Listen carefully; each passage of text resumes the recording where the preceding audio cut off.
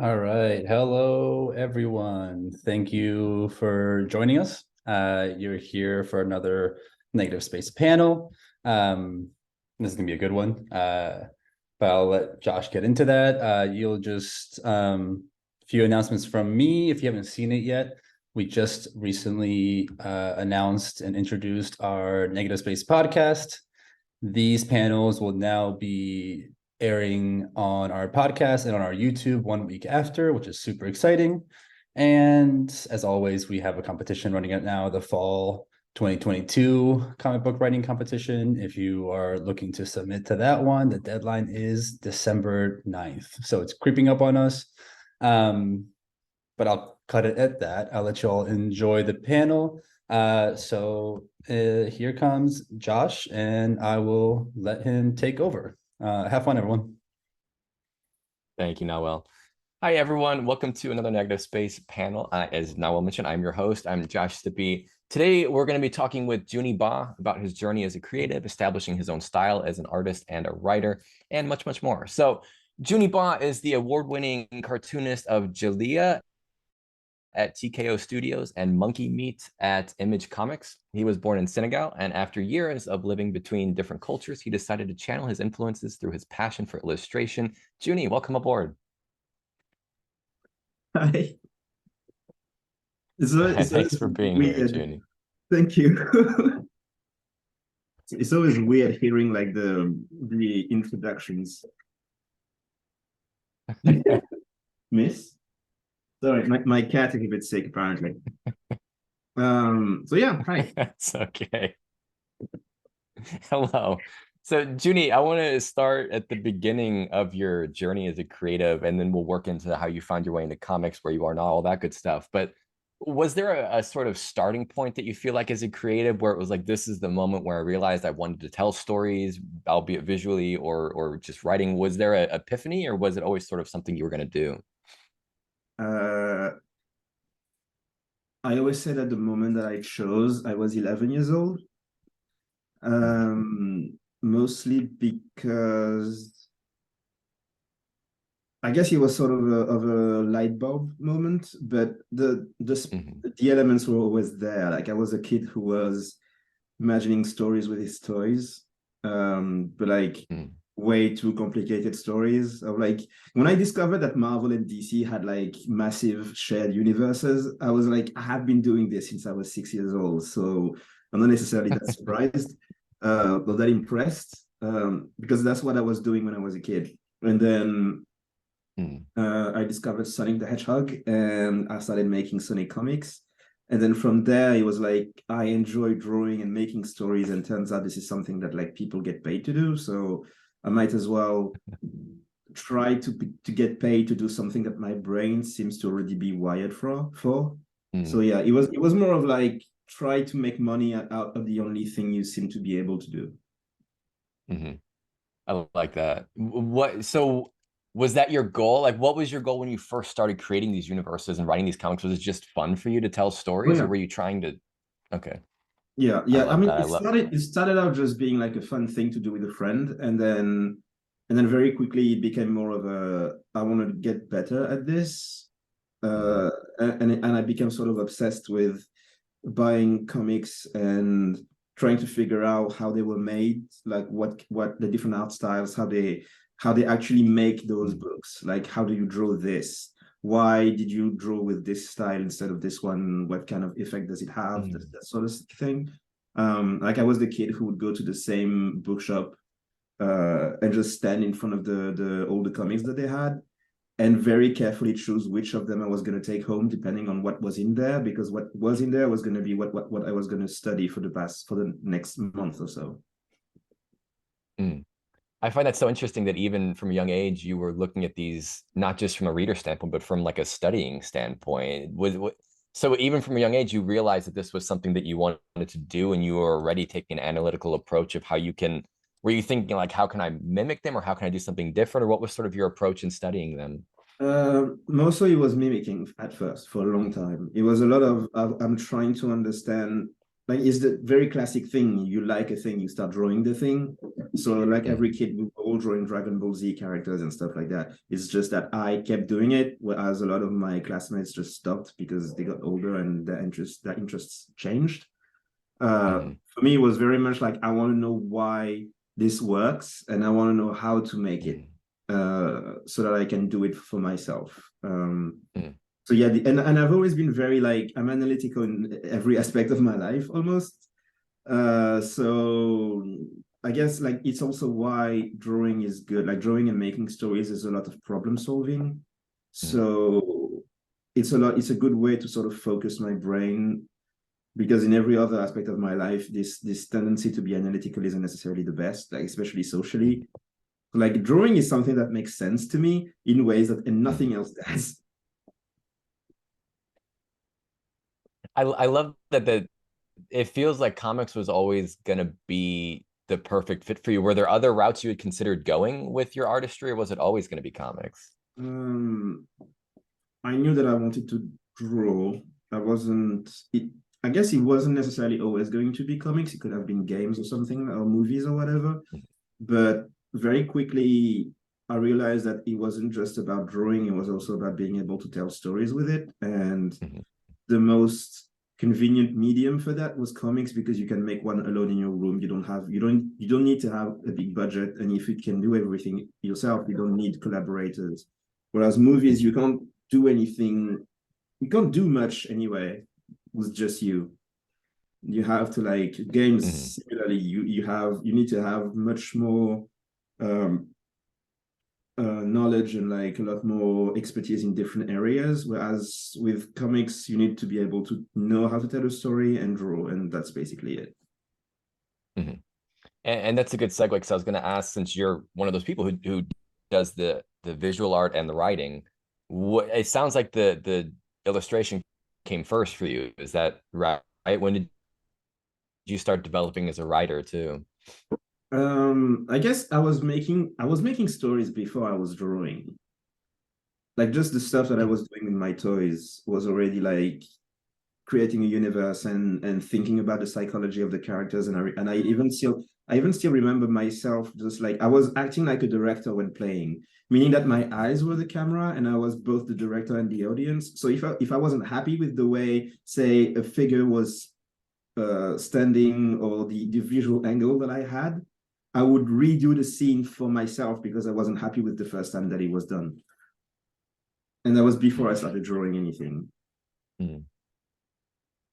I love that. So I mainly asked about the writer and illustrator side because, as I was telling you before we started, like you have such a distinctive style in both writing and illustration, but the illustration, especially because that's in comics, that's what stands out the most. It really stands out apart from a lot of the other stuff that's out there. And I'm curious when that style started developing, and what were some of the influences that helped you find your style as an artist?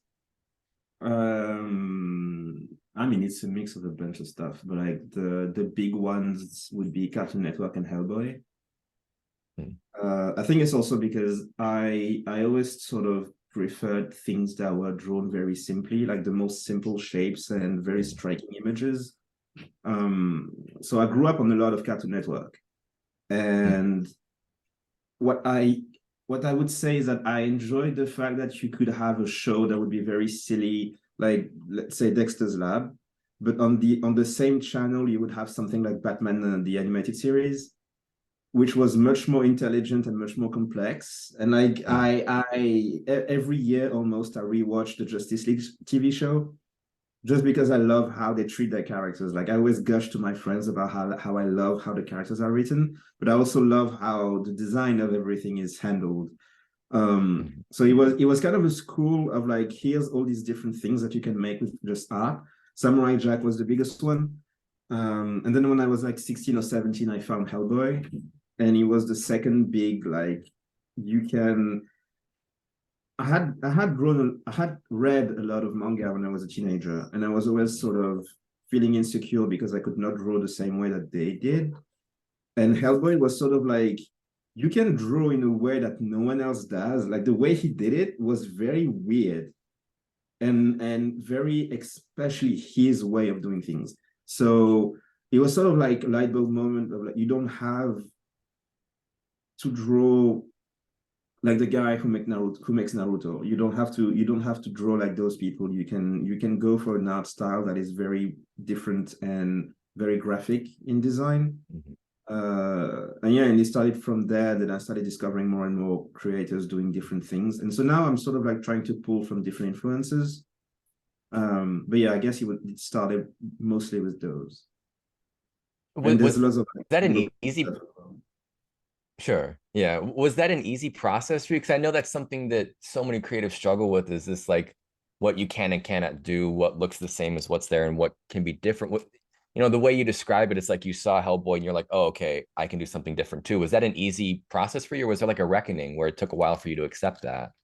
No, it took a long time, especially because like the issue is more, you like some stuff in there that you want to pull from, and building your art style is also a lot of theft of like, I like how this guy draws faces, I like how this guy draws, I don't know, arms and buildings and stuff, and you pull from different influences and you mix them together, and the result is you basically.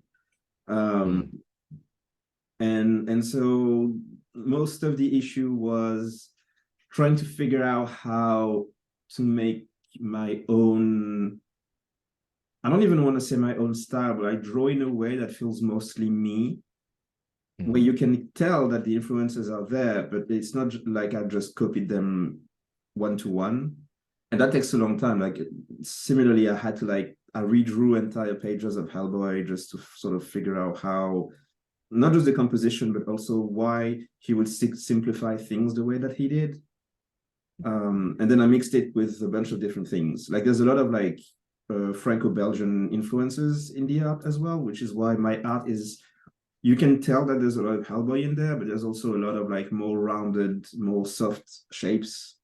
And that comes, I think, more from the Franco-Belgian side of my diet. So that I want to sort of segue into when you sort of broke into the comic books industry. And that's always such a hard concept, because I know a lot of people, like, breaking looks different to different people. Like some people I talk to, and like, I don't know if I have broken in yet. And some people, it's a gradual process. So, do you feel like it came about with DJELIYA? Because that was with TKO, that's a pretty big publisher. Was that the moment where you felt like, okay, I'm here, I'm doing it?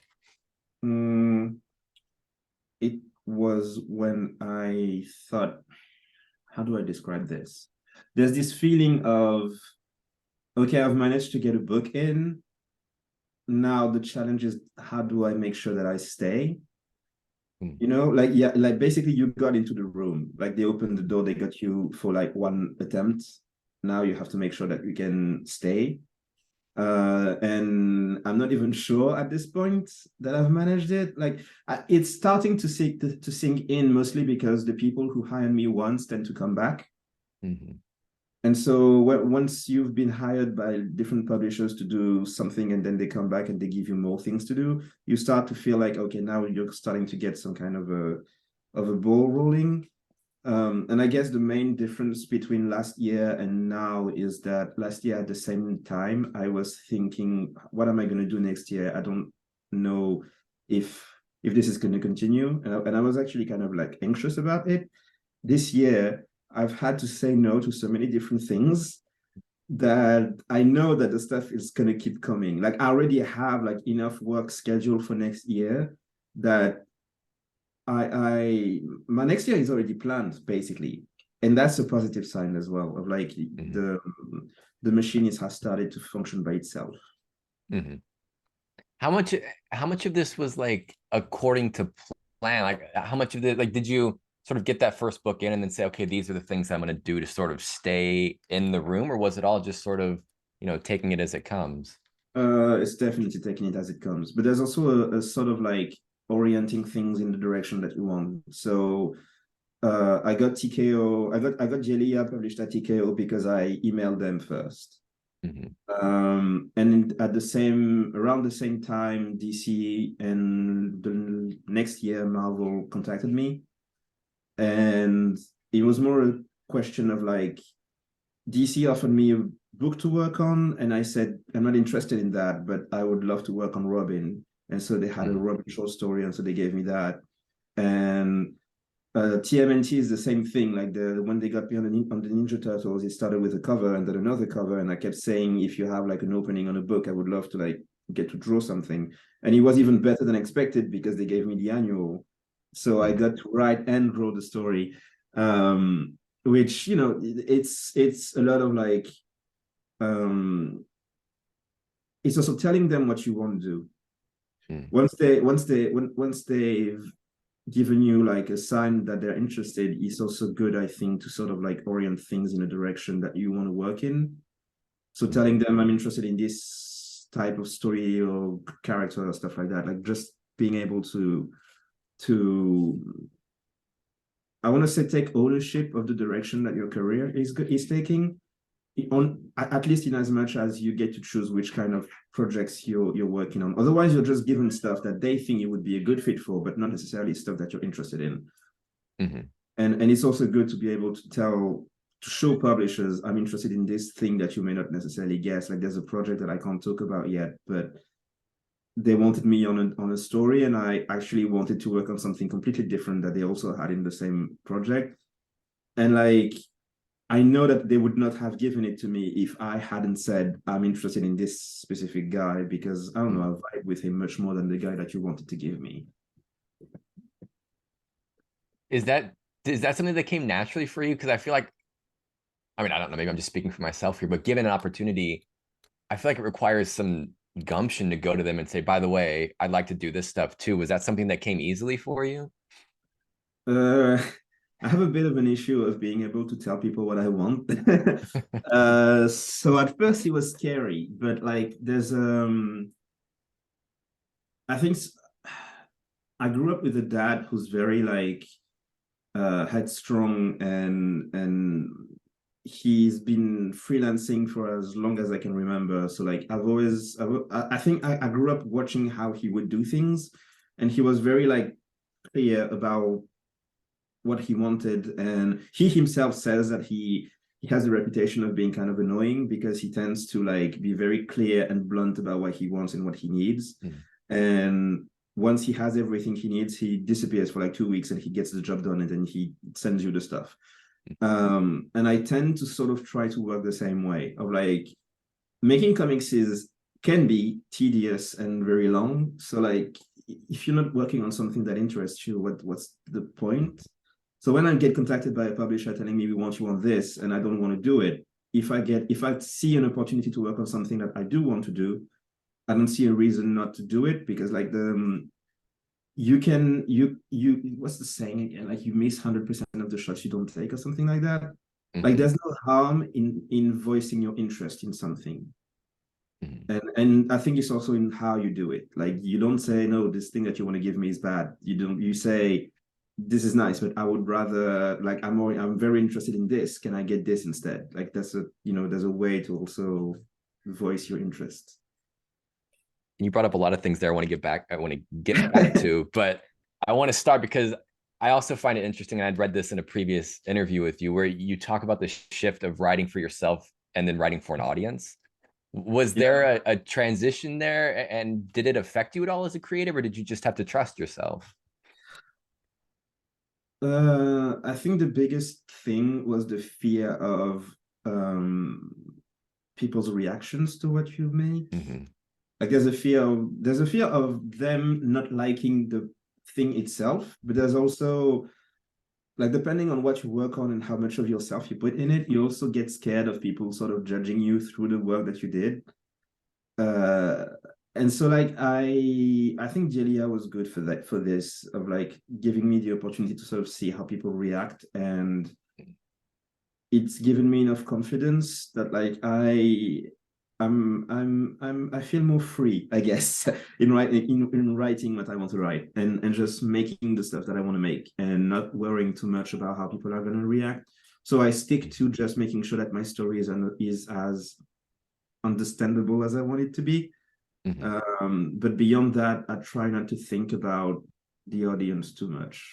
And then we touched on this a little bit, but this whole concept of sort of building your brand as a creator, was that something that you consciously think of? Are you thinking like, oh, I need to build out this image of how I want to be seen in the industry, or is it all just sort of following what interests you? Some of it. Like there's a lot of like tiptoeing and trying to figure out because I mean honestly, the I've been working on this stuff full time for like 2 years, I think. I haven't had time to actually sit down and think about what happened.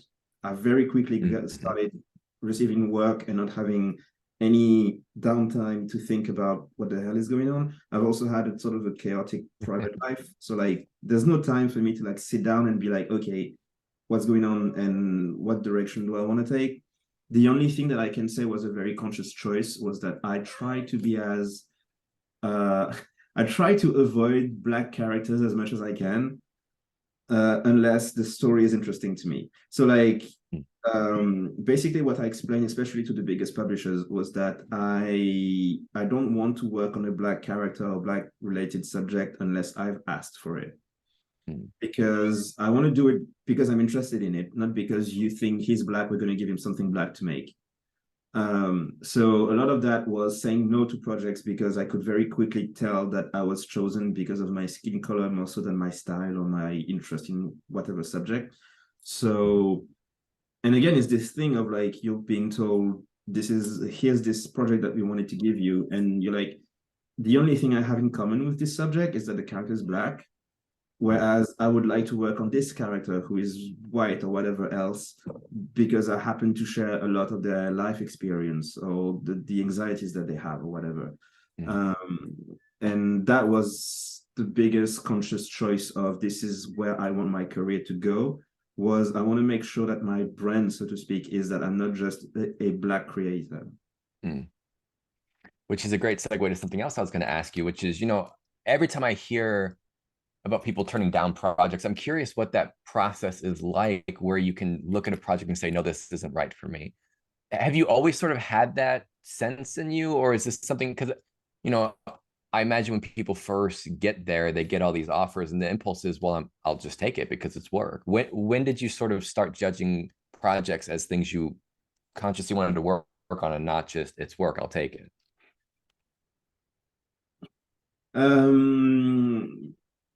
So when I graduated, I got hired to work on a book for the French market, and it went very poorly. And I sort of like had this reaction of I know basically what it's like to work on something that you don't like making, with people who you disagree with. And I just figured I don't want to get into that again. I'd rather worry about money than have to spend months working on something that makes me unhappy. Sorry. And the issue that I had basically was I don't want to have to suffer. So if I receive a project proposition and I clearly can tell that I'm not fit for it, or I don't know what to do, or I'm not interested, the best thing that I can do is stay away from it, because it's not, first, it's going to make me unhappy, and second, the product of it is not going to be good. And it's not like you need to be able to put out good work, basically, because like that, people don't know in which conditions you were making the thing. All they know is that the thing that you made is not good. So yeah, like I had no reason to make myself suffer, and I had no reason to make something that I don't think is going to be worth putting into people's hands. A lot of good stuff there. So I want to, again, sort of backtrack to something you'd said before, which was, once you have that foot in the door, the challenge is to then stay there, to stay sort of in the conversation, especially in the early going. How were you doing that? Were you putting out short stuff, independent stuff? Were you self-publishing? Because unless it went straight from, once you were there, then you got all these offers. Was there a period where it was like you had to create stuff for yourself, create these opportunities to stay? Yeah. So basically, when I graduated, I think it was 2018. And there was a phase of like basically worrying, because I started making West African fantasy type stuff when I was still in school. And because I had been told that this probably wasn't going to work out, that it wasn't something that publishers would be interested in, I figured, okay, I'm going to post it on the internet and see what happens. And I made a Twitter account and started posting short stories that I was working on with someone. And then like the interest started growing from there. But there was still a phase of like a good year or two of doing different, like I worked in video games for a year, and like graphic design and stuff like that. Just trying to make stuff in between, trying to get the ball rolling on this.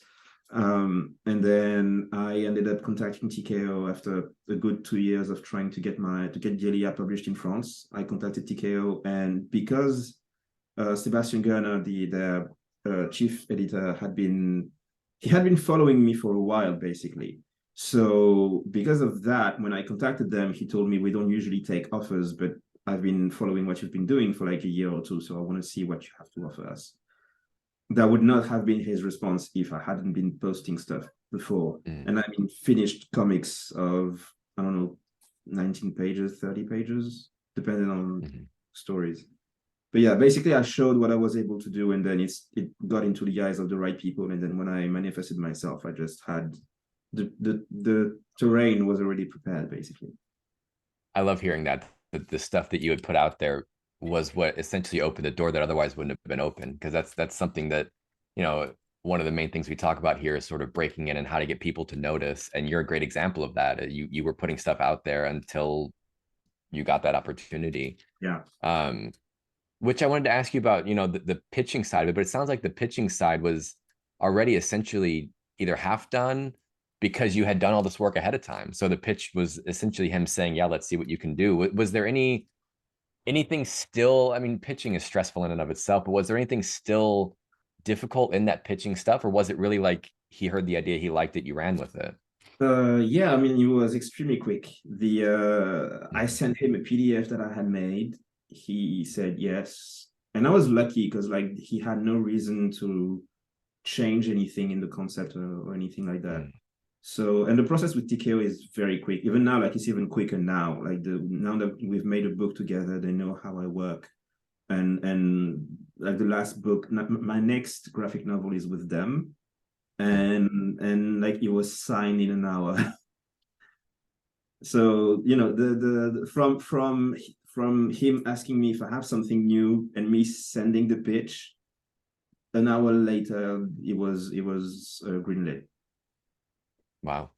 And then how did that process differ? Because Monkey Meat was a year later, less than a year later. Was the process of pitching to Image, was the pressure off since you had that original book or that first book out there, or how was that process different? I would say it wasn't, mostly because it's Image. So just because of that, you're stressed. But yeah, similar thing. I just sent a PDF.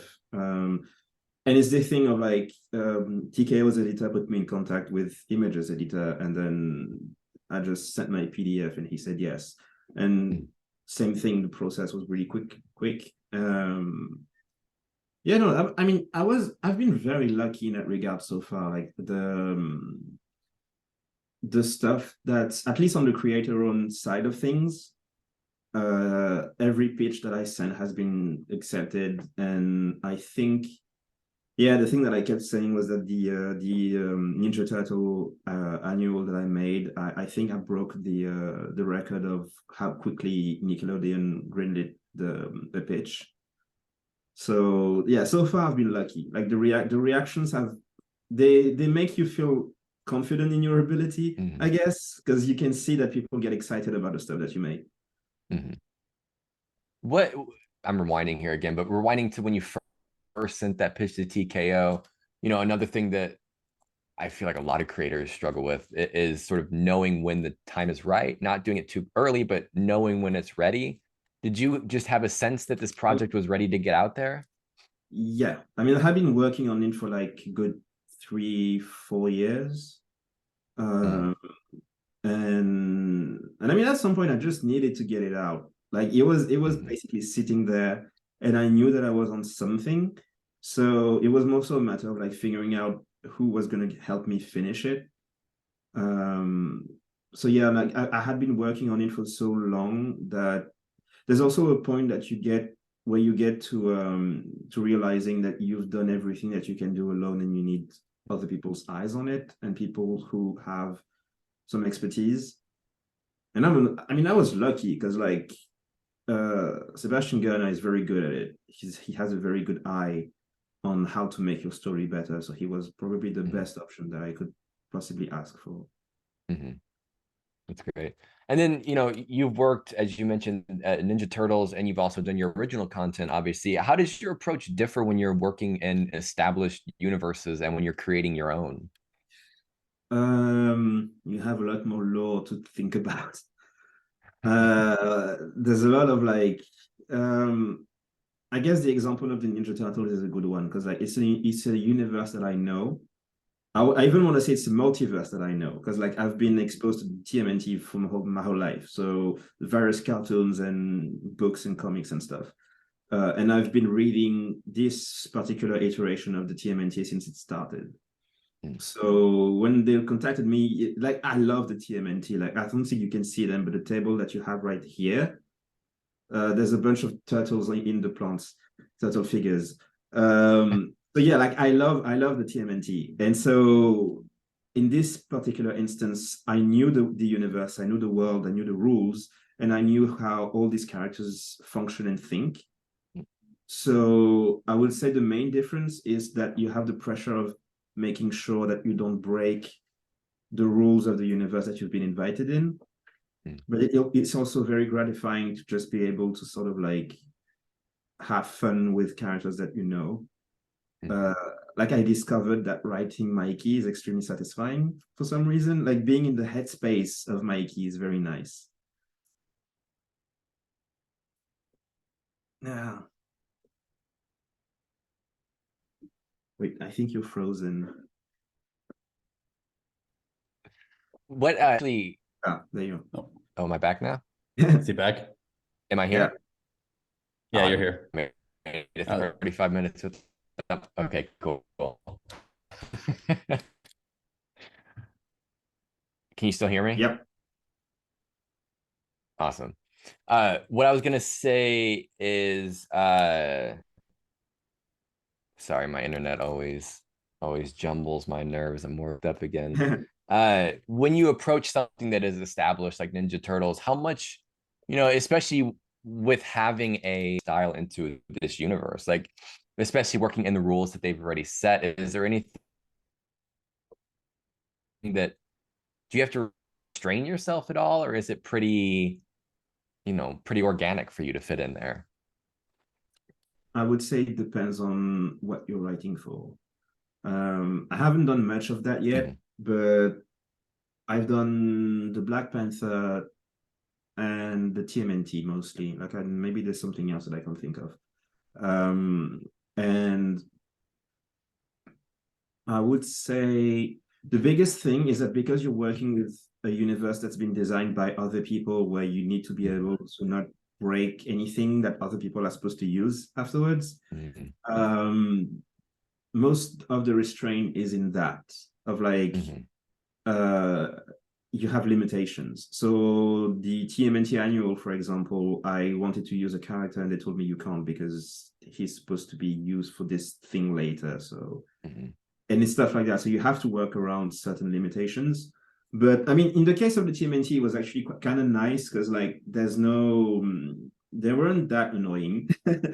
They weren't annoying at all, in fact. Like I have to say I was expecting it to be much more complicated than it turned out to be. And on Black Panther, I was lucky because like I was doing something that's kind of like out of continuity completely. I could just do whatever. So yeah, I think that's mostly where I enjoy working, like being able to not worry too much about continuity issues and stuff like that. But yeah, you have the limitations that you have when you work on something like that. It's kind of like par for the course. Sure. And then I don't usually like asking how things feel, but being that you were such a Ninja Turtles fan, how did it feel to be able to write in that universe? I guess it was stressful for like 2 days. And then like most of the fun is like, yeah, it was mostly fun actually. Because again, there's this thing of like I was very happy with the fact that on this annual they didn't have any rules. Mm. So I decided that I wanted to work on just the four turtles and no one else, and make my own villain and make a story out of that because basically the entire idea I had it before they even asked me, and it just so happened that they needed someone to write the story. So like the alignment of the planets was fortuitous, you could say. So I was just lucky, and then. Mm. So it was I guess I want to say it was a personal project from the get-go because it was something that spoke to me in a very particular way, and I was lucky enough to be able to make it. So yeah, it was like once you get over the fear of, oh my god, am I gonna mess this up, the rest of it is really just the fun of being able to play with the toys, I guess. And you also get like I could tell that there was confidence on the publishing side of like, yeah, we believe in you, we know you're gonna make something good. So I could really lash out and just do whatever I wanted. So yeah, that was fun. Like even now I still work with them. I have another TMNT story coming out. So and it was the same process of like pitching something and they say yes, and I get to make something that I honestly thought they would not let me do. So yeah, it was nice. That's great. And then what I've been really wanting to ask you about this whole time, the process of developing a character for you, because I feel like speaking specifically about Julia and about Monkey Meat, the characters are both, they're so unique from both a story standpoint and from a visual standpoint. Like especially Thad Lug, he was the first one that came to mind, but also Prince Mansoor from Jalea, where they have such a distinctive look to it, but they also have such unique and again complex character traits. They're not just one-dimensional characters. So I wanted to talk to you about sort of your process. If you want to pull from them specifically, great. If not, just sort of your process in creating a character, sort of where it begins for you and how you fit them into a story, or does it start with them and the story builds around them, or what's the process like for you? Okay, so I'm gonna spoil my next project because I'm right in the middle of it. I'm right in the middle of that phase, basically. So wait, I'm pulling out the pages. Where are you? Okay, so usually it can start with a drawing, like just an idea of like I will draw something and I'm like, this is cool, I want to draw it more. And then I try to figure out the personality of that design. So like Lug started like that when I was a teenager. It took like a good 10 years to figure out who this was. But very often now, what I tend to do is that I start with a story idea or a character idea and I try to work something out of it. So these days, I'm trying to figure out a story around the concept of the trickster. And to understand what I'm going to explain, you need to understand that the trickster is an archetype of character who exists in basically every known culture that I can think of, because he's present in all kinds of different stories. So Loki is a good example. And in France, there's this character called Renard, Fox, the fox. And the archetype of the fox is just like Loki, mischievous, plays with your naivete, manipulates you. He has his own sense of morality and basically is only obsessed with what do I want and how do I get it, even if that means lying and stealing and hurting people. So I wanted to use more of a French influence for this character, so I ended up making this guy. And That's so awesome. even visually speaking, I try to make him look like a sly thieving character. So I make him lean, I make him like with a very snarky look to his face. And when it comes to his psychology, I did some research on Carl Jung and the archetypes in psychology, in psychoanalysis. and the use of the trickster character in old folk tales and legends and stuff like that. And what came was that a lot of the stories that focus on the trickster tend to be stories about how the world became the way that it is. The trickster would steal fire from the gods and give it to humanity, stuff like that.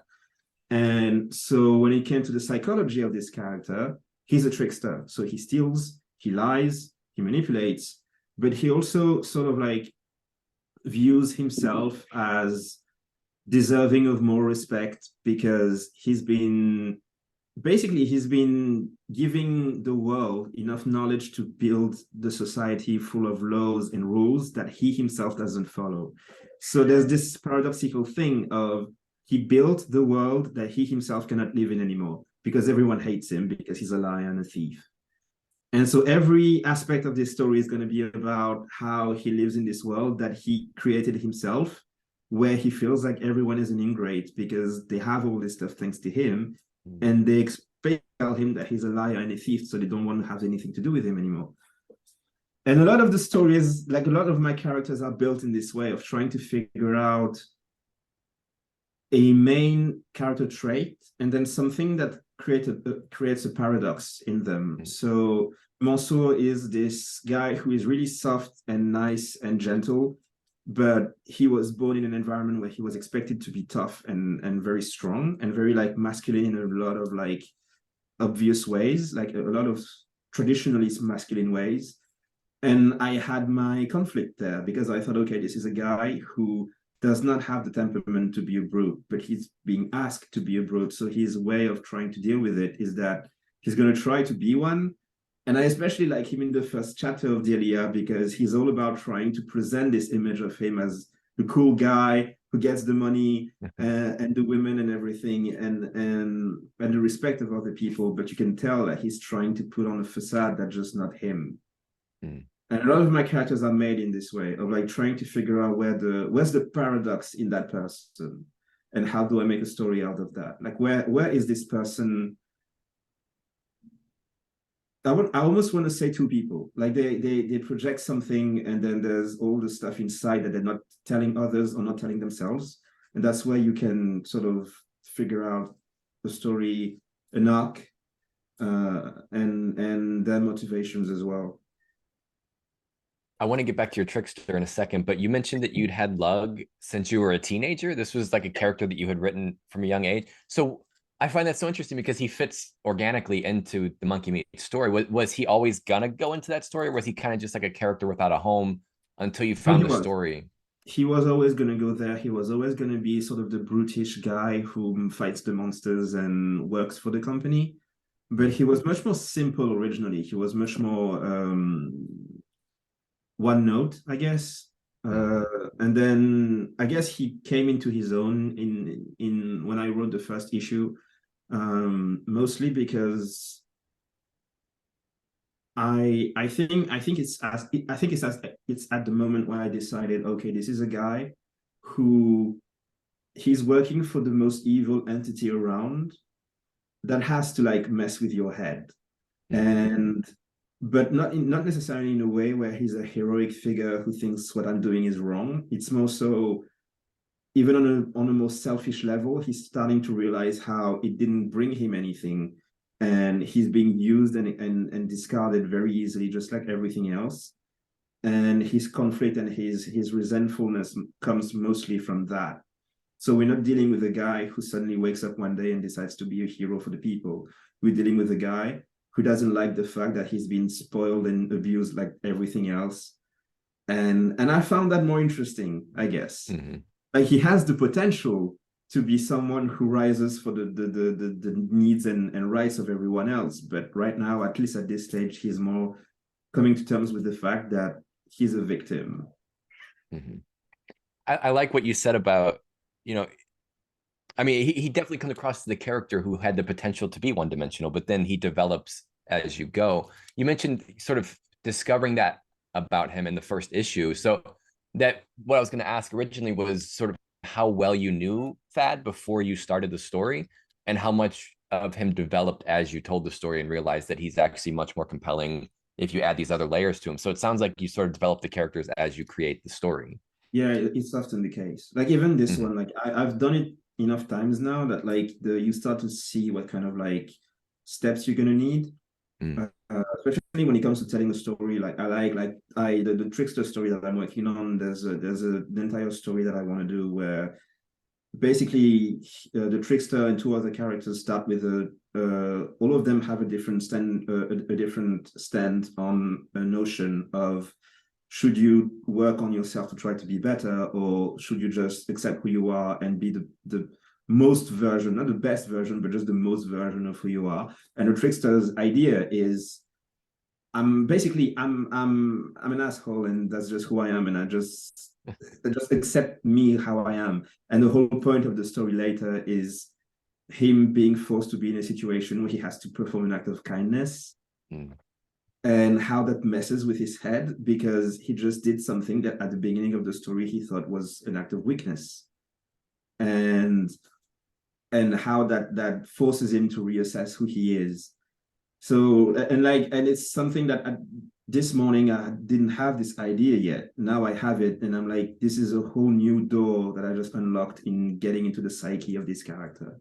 And it happens it's almost like the character tells you who they are. You imagine situations, or the more you think about who they are and how they think, the more you think about situations that you know are going to be interesting to put them in, because it forces them to show sides of themselves that even you did not necessarily think about. So then I guess I'm going to try to make this as simple one side or the other. Do you feel like you build the character to fit the story, or do you build the story and then fit the character into that story? I would say it depends. Like the last TMNT story that I made was with Alopex, the fox, and it started off with this idea because I sort of sympathize with her on the fact that she's a character who is kind of in the background and doesn't really get much to do, and doesn't get much consideration from the rest of the team. And so it started with this, of like, this is the mindset that I find interesting for her. And then I imagined the story to go with that, based on the elements that I was given. But the ending that I got to was the result of me starting with this starting point of, this is the mindset that she's in, what kind of events do I want her to go to develop this into a full story. Whereas with the trickster, I sort of already know where I want it to end. And now I'm building characters to try and figure out, how do I get them to this story that I want to tell, and the different steps that I want to take. But something that's kind of important, I think, to me, is that you may have an idea of what the story is going to be in the events, but the more you think about your characters, the more it's very likely that the story is going to change, because they take you into directions that you did not necessarily consider, even like opposite directions to what you originally wanted to do. Is that, I mean, especially if it's something that happens later on in a story, is that something that can have effects that you then have to go back and change things previously, or is it always like an effect where it just changes the outcome?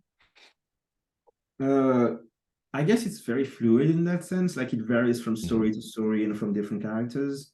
But yeah, it's very common for me to sort of start with an idea and then it changes because turns out the character would not do that, or I come up with something that's actually more interesting for them to do than what I originally planned. So yeah, it varies. Like it's a very like changing process. It's no story is the same, basically.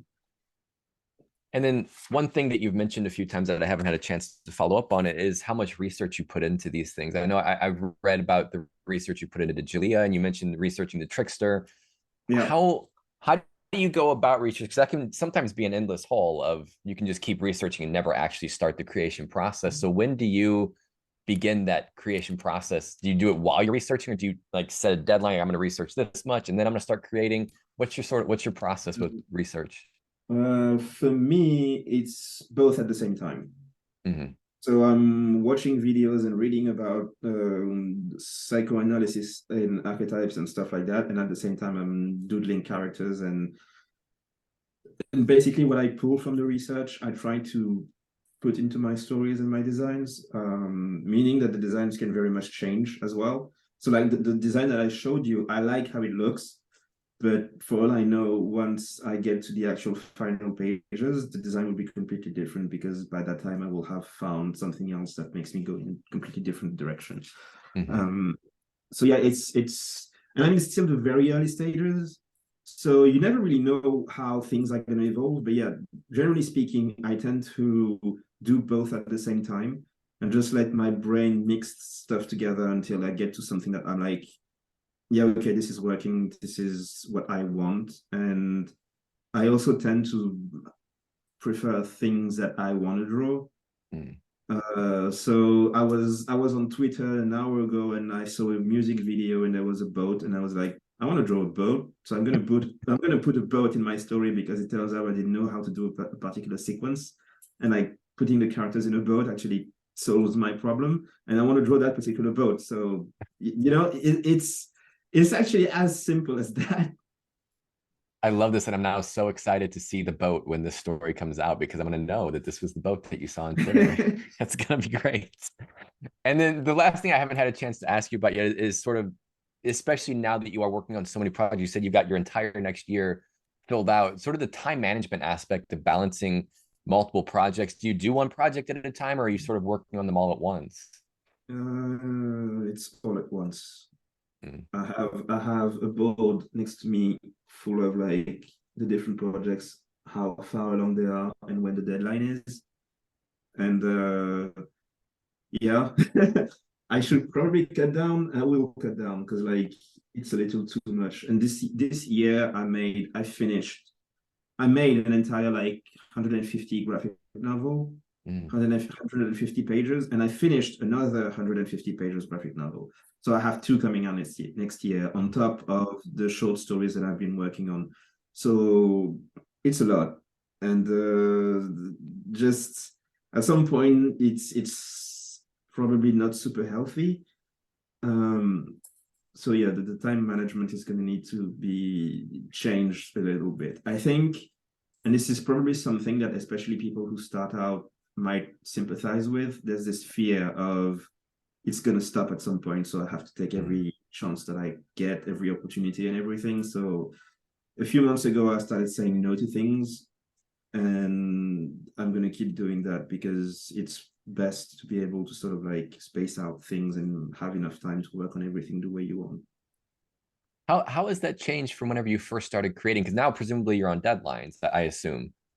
How were you managing time when you first started? Was it sort of just all in? Was it so when I was working on DJELIYA, I had no other. I mean, I had that French comic that I was working on, but yeah, when I started working on DJELIYA, just the writing part of things, it wasn't signed yet. It was just me working on it at my own pace, and it took me years. So that was great, because that means you can just put it down and go do something else for weeks if you want, and you can come back whenever you feel like it. Now there's much more of a pressure of, you know, that at this period you don't have anything else, so the publisher is expecting this to be done by this date. So now it's much more, there's more pressure, and more like, the thing that I want to avoid is ending up in a situation where I make things just to make things. You know, just like, because you're expected to keep putting things out, and I don't want to fall into that trap, because it's exhausting, and again, the end result is not going to be very good. So yeah, I want to try and be able to control the pace of my output a little better. And then, since we're almost out of time here, last but certainly not least, I want to give you a chance to promote things, to tell people where they can find you, what's coming up. You said you've got a lot of stuff coming out next year, so what can you tell us? What do you want to promote? That's the thing. I can't tell you anything, because I'm one of those people who finishes books months and months before they're even announced. So everything that I've made this year, aside from, so there's the TMNT Alliance #3 that's coming out early next year, that I did the art and the story for. Aside from that, everything else that I have coming, I can't talk about, because because it's not been announced yet. Mhm. Yes. And then where do you want to throw out where people can find you? Are you on social media? If people Yeah. want to. So it's Juni Ba on both Instagram and Twitter, which it's either a dot or an underscore depending on whichever app. But just typing my name is going to be enough. Yeah, those are the only two places so far. I made a Tumblr. I'm gonna post art on it at some point. But yeah, so far it's just this. I'm not necessarily the biggest social media person. But yeah, the most of the things to look out for are that I have 2 graphic novels coming out next year, and I think people are gonna like them. Like I was kind of scared after DJELIYA, especially. There's always this pressure of like, what's he gonna do next? I already made Monkey Meat, and the reception was good, so I guess the pressure has disappeared a little bit. But next year I have 2 graphic novels, and I'm kind of curious to see what people are gonna say. Well, if no one else says this, I'm very excited for it. So you've got one person here excited for them. Awesome. So we're out of time. Juni, thank you so much for being here. We really appreciate your insights in this discussion. It was really, really great. Thank you. Thank you.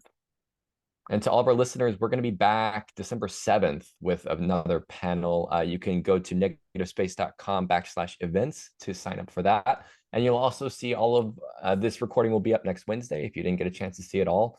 And we will see you next time. Thank you. Bye-bye.